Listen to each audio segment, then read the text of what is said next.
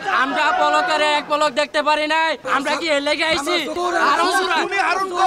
হারুনের বিচার করতে দেশে থেকে কোনো চোর জানি বাইরে না যেতে পারে। দেখছে মানুষে প্রধানমন্ত্রী কেমনে বাগছে অন কোনায় আছে মোদি যে জায়গায় হাই হাই হাই বলে ভুল হয় স্বামী স্ত্রীর ওয়াইফ। কিন্তু আমরা পলকের এক পলক দেখতে পারি নাই। ওই যে আমগো বাইরে হেরে সেফটি দিয়ে লইয়া গেছে গা, সারা দুনিয়া আন্দার বানাই দিয়া হেরে আজকে সেফটি দিয়ে পাস করে দিছে। আমরা কি লেগে আইছি সেনাবাহিনীকে? আমার চোখের সামনে কম হইল 50টা মানুষ মারা গেছে। আমার হারুনের বিচার করতে হইব।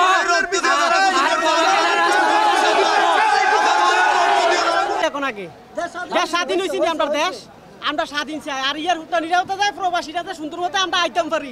এটা যে কিভাবে করবে এটা বাস্তবায়ন করেন, সেনাবাহিনী করুক, দেশ চালাক বা ছাত্ররা চালাক, যারাই চালাক, আমরা চাই নিরপেক্ষ একটা ইলেকশন চাই।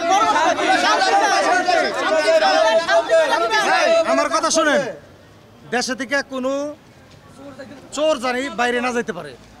কথা বুঝছেন?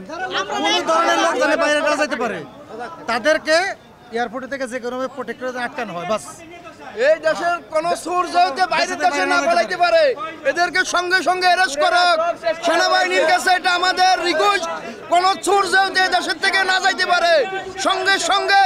দেখছে মানুষে প্রধানমন্ত্রী কেমনে বাগছে অন কোনায় আছে মোদি যে জায়গায় হাই হাই হাই বলে ভুল হয় স্বামী স্ত্রীর ওয়াইফ। বাংলাদেশের কেউ কিছু বলে না, সবাই দাঁড়াল, সবাই শেখ হাসিনার বিপক্ষে না পক্ষে। আজ এই জন্য সবাই কষ্টে, বুক ভরা কষ্টে। আজ মানুষে 26 কি আজ কয় তারিখ, 6 তারিখে আজ 5 তারিখে সবাই আন্দোলনে নামছে। সেনাবাহিনীর সেলুট।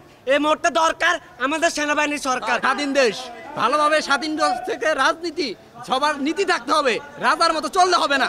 নীতি সবার মতো রীতি থেকে সেনাবাহিনীর সাথে শাসন থাকবে, সবাই ভালোভাবে আইন শৃঙ্খলা মেনে চলতে হবে। আমাদের যে ভালো কাজ করবে সে থাকবে, যে ভালো কাজ করবে সে থাকবে।